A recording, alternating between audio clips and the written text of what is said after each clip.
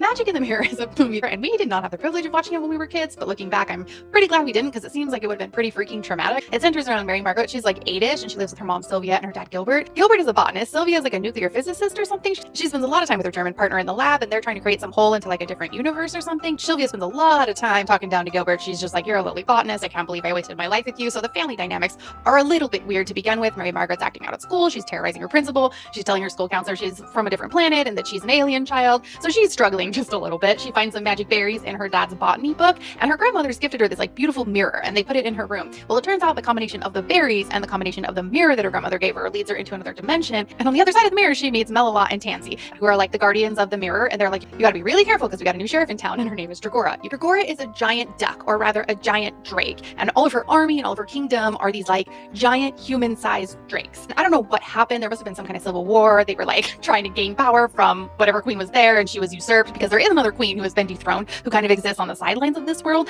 But Tansy and Melilot are like, "You gotta be very, very careful because Dragora loves one thing more than anything else, and that's people tea. Because you guys, Dragora likes to boil people in a giant tea kettle and then strain them and drink their juices, and there's nothing more delicious to her than this." She has been boiling mirror minders, which is what Tansy and Melilot are, and she's like, "This is fine, I'll drink the mirror minders if I have to, but what I really want to put in my beak is some people tea." And so she's on the hunt for Mary Margaret so she can boil her. Not only does she want to boil her, she also wants to steal her magic berries so she can go back and forth through the mirror, because if she has access to the mirror, then she has access to all the people in the world, and she has access to endless people for all of her people tea. And there's like a scene where she's boiling a mirror minder, and you guys, it's the whole death of the mirror minder from beginning to end. He's like put in the bag, he's slowly lowered into the boiling pot, he's screaming, he's begging for his life, and you think like, "Oh, they're gonna cut away, we're not gonna see the actual death." You're wrong. We do. We see him go all the way into the water, you see them drink the tea. It is absolutely batshit. Also, all the generals of this Drake army for Dragora are all wearing like their full uniforms, hats, medals, and then they fly like this when they go on their reconnaissance missions. They're like fully dressed. Point being, eventually Sylvia figures it all out. She comes, she grabs Mary Margaret, she takes her back home.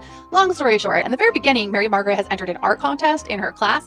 And you guys, these are like first graders, and their sculptures are works of art. There's like busts, there's clay work, there's watercolors, she makes a freaking mallard duck wooden figure that she would need absolute control of power tools in order to make. And I just thought, like, I don't think anybody who created the artworks for this class has ever actually seen the artwork of like a 7-year-old child. And beyond it being just anything past what her skill level would actually be at that age, it's also just kind of bitchy and rude because it's a mallard duck and everyone's making fun of the principal and being like, "It looks just like her. It even has her weird waddle." So then Mary Margaret gets taken to the principal's office in order to answer for this monstrosity. And then as she's walking down the hallway after she gets out, she's like, "Quack, quack, quack." So I'm like, "Mary Margaret, what the hell is your problem? Why are you antagonizing your principal? She's done nothing to you." But Mary Margaret has some major attitude adjustments, and I guess it's because her parents are constantly fighting because her dad's just a lowly botanist.